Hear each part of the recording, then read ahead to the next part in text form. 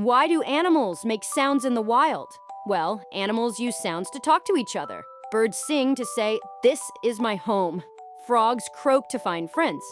Even elephants rumble to chat with their herd. But here's the twist.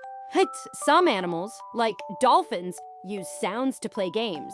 They make funny noises to have fun and laugh, just like us. So, next time you hear a bird or a frog, remember, they might just be saying hello or playing a game.